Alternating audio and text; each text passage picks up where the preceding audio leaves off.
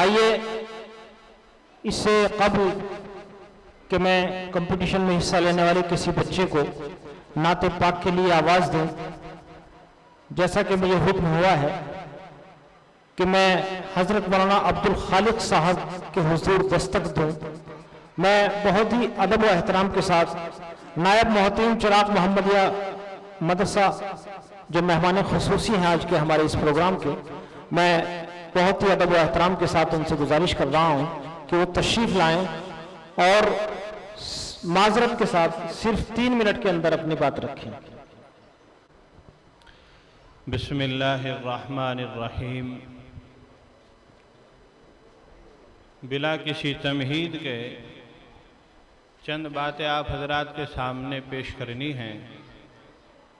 ابھی مجھے ادارے کے مؤسس و رئیس جناب قاری محمد شاہد ارمان صاحب دامت برکاتہم کا حکم ہوا کہ چند منٹ آپ کو دیے گئے ہیں، اپنے تاثرات کا اظہار فرما دیں۔ مجھے بڑی خوشی ہو رہی ہے اسی روز سے جب سے مجھے اس بات کا علم ہوا کہ جامعہ فیض ناصر میں نعتیہ مقابلہ نعت کمپٹیشن ہونے جا رہا ہے۔ یقیناً یہ نعتیہ مقابلہ بہت ہی زیادہ قابل صد فخر اور بہت ہی سراہنے کی چیز ہے کہ ہمارے مظفر نگر میں جامعہ فیض ناصر میں ایک ایسا عظیم الشان مقابلہ کہ جس میں جناب محمد الرسول اللہ صلی اللہ علیہ وسلم کی ثناخوانی ہو رہی ہے۔ تمام وہ حضرات صد بار مبارکباد کے لائق ہیں کہ جن حضرات کی محنتوں، جد و جہد اور کوششوں سے اللہ تبارک و تعالی نے یہ نورانی اور عرفانی محفل ہمیں عطا فرمائی ہے۔ بہت مبارکباد کے لائق ہیں وہ بچے اور وہ بچیاں، وہ طلبہ اور وہ طالبات کہ جو اس میں حصہ لے رہے ہیں اور اپنی صلاحیتوں کو ہمارے سامنے پیش کر رہے ہیں۔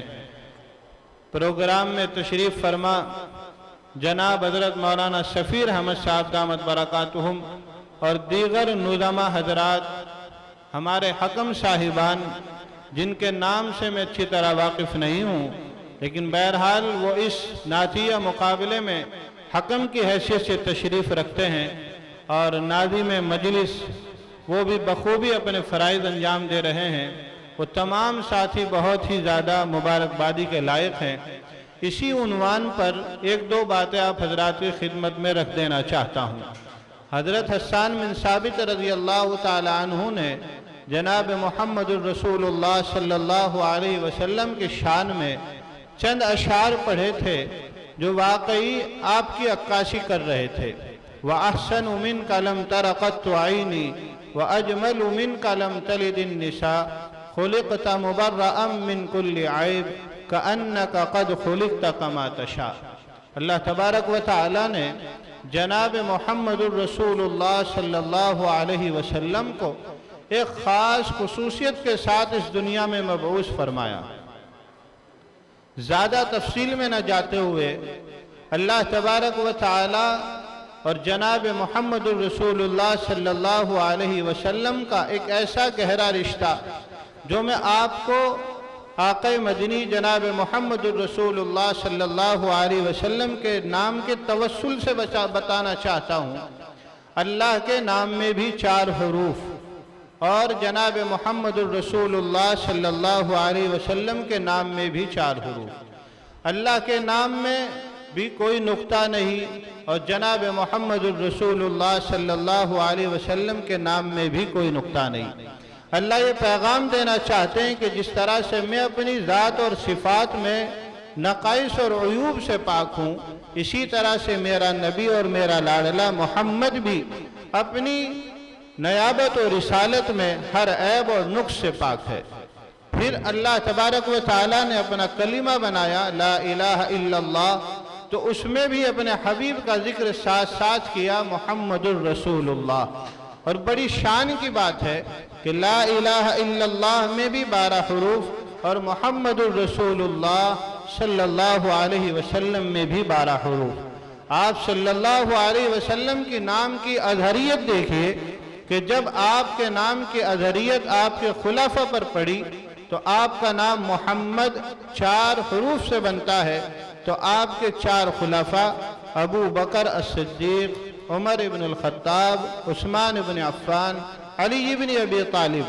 بات یہی نہیں ختم ہو جاتی، آپ کے نام کی اظہریت جب 4 الفاظ پر بڑھی تو 4 خلافہ بن گئے، اور ان 4 خلافہ کے نام کی جب آپ تفصیل پڑھیں گے تو جس طرح سے محمد الرسول اللہ کے 12 حروف تھے، اسی طرح سے ابو بکر الصدیق کے نام کے بھی 12 حروف بن گئے، اور عمر ابن الخطاب کے نام کے بھی 12 حروف بن گئے، عثمان ابن عفان کے نام کے بھی 12 حروف بن گئے، علی ابن ابی طالب کے نام کے بھی 12 حروف بن گئے۔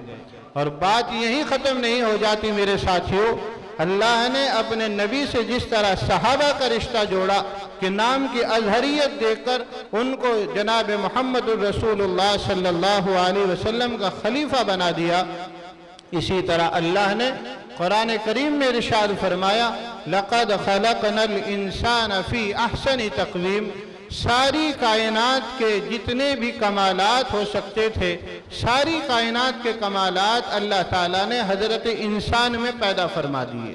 احسن تقویم فرمایا، جتنی بھی کائنات کو پیدا فرمایا اس میں سب سے احسن اگر کوئی مخلوق پیدا کی تو وہ حضرت انسان۔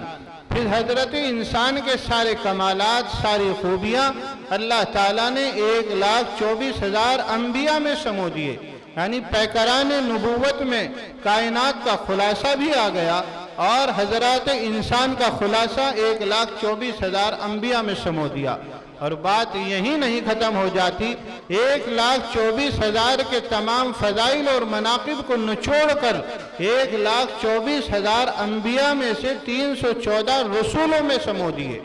1,24,000 انبیاء کے کمالات، ان کی خوبیاں 314 رسولوں میں سمو دیے۔ اور بات یہی نہیں ختم ہو جاتی، 314 کا عدد یوں ہی وجود میں نہیں آ گیا، بلکہ اللہ تعالیٰ علیم و حکیم ہے، وہ ہر چیز سے باخبر ہے۔ آئیے ایک طرف اور آپ کا ذہن لے کر چلتا ہوں، اگر محمد نام کو آپ اعداد بسیط کے اعتبار سے دیکھیں تو کیا ہی عجیب نسبت 314 سے ملتی ہے۔ محمد میں بظاہر 4 لفظ ہیں، میم، ہا، میم، دال، لیکن بیچ والی جو میم ہے اس کو مشدد پڑھتے ہیں۔ جب اعداد بسیط میں ہم اس کو لکھیں گے تو میم 2 مرتبہ لکھا جائے گا، یعنی الفاظ 5 ہو جائیں گے اور ادا 4 ہی ہوں گے۔ میم کو اگر ہم اعداد بسیط سے لکھیں تو میم یا میم، تب وہ میم بنتا ہے، یعنی میم کے تلفظ کو سیکھنے کے لیے، اس کے مخرج کو سیکھنے کے لیے اگر ہم میم کو لکھیں گے تو میم یا میم لکھیں گے تو وہ میم پڑھا جائے گا۔ آپ ذرا سا غور کریں، میم کے جو عدد ہیں وہ 40 ہیں، میم کے عدد 40 ہیں، یا کے عدد 10 ہیں، پھر میم کے عدد 40 ہیں، کل ہو گئے 90 عدد میم کے۔ پھر اس کے بعد ہا ہے، ہا اور الف اگر لکھیں گے تو وہ ہا بنے گا۔ ہا کے عدد 8 ہیں، الف کا عدد 1 ہے، پھر اس کے بعد میم مشدد ہے، 2 مرتبہ شمار کیا جائے گا، ان دونوں میموں کے عدد ہو گئے 180۔ اس کے بعد دال آ گیا، دال کے عدد بنتے ہیں 35۔ اس پورے محمد نام کے جو اعداد بنے ہیں وہ 314 بنے ہیں۔ اللہ تبارک و تعالیٰ یہ پیغام دینا چاہتا ہے کہ 314 رسولوں کے اندر جو میں نے ساری کائنات کے کمالات کو جمع کیا تھا وہ میرے محمد جناب محمد الرسول اللہ صلی اللہ علیہ وسلم کے اندر آ گئے۔ معلوم ہوا کہ ساری کائنات کا خلاصہ جناب محمد الرسول اللہ صلی اللہ علیہ وسلم ہے۔ اور کیسی عجیب نسبت اللہ تعالیٰ نے انسان کو نام محمد سے عطا فرمائی ہے، ذات محمد سے نہیں، نام محمد سے کیسی نسبت عطا فرمائی ہے۔ اگر آپ ذرا سا دھیان لگائیں گے تو انسان کھڑا ہوا تب ہوتا ہے تو وہ نام محمد کا عکاس ہوتا ہے، میم اوپر سے گول ہوتا ہے اور ہا اس کے کاندھے ہوتے ہیں۔ آپ اگر ذرا تصور کریں تو کھڑا ہوا انسان محمد کے نام کی شکل بن جاتا ہے۔ سر میم بن جاتا ہے، کاندھے اس کے ہا بن جاتے ہیں، اور دوسری میم کی گولائی کو اللہ تعالیٰ نے بطن سے دیے، پیٹ دوسری میم کی گولائی کا کام کرتا ہے، اور نیچے کے پیروں کا حصہ انسان وہ دال کا عکاس ہوتا ہے۔ انسان جب قاعدے میں بیٹھا ہوا ہوتا ہے تو وہ تب بھی اسم محمد کے نام کا عکاس ہوتا ہے، اور وہ یہ میری بات ختم ہو گئی ہے، مجھے پہلے ہی اشارہ تھا، بیٹھتا جب ہے آدمی تو وہ بیٹھ کر بھی محمد کے نام کا عکاس ہوتا ہے۔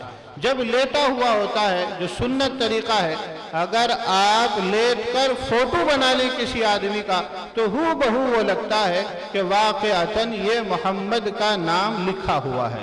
اللہ تبارک و تعالی ہم سبوں کو آج کے اس پروگرام میں آنے کے بعد یہاں سے جو اچھا پیغام ملے اس پر عمل کی توفیق عطا فرمائے، اور پھر میں آخر میں ان تمام حضرات کو بہت بہت مبارکباد پیش کرتا ہوں جن کے توسل سے، جن کی محنت سے، جن کی جافشانی سے آج یہ پروگرام وجود میں آیا۔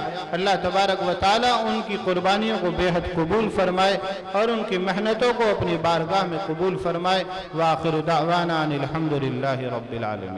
آپ سے گزارش ہے کرپیا ہمارے چینل کو سبسکرائب کریں، بیل کو دبانا نہ بھولیں، اور لائک کریں، کمنٹ کریں اور شیئر کریں۔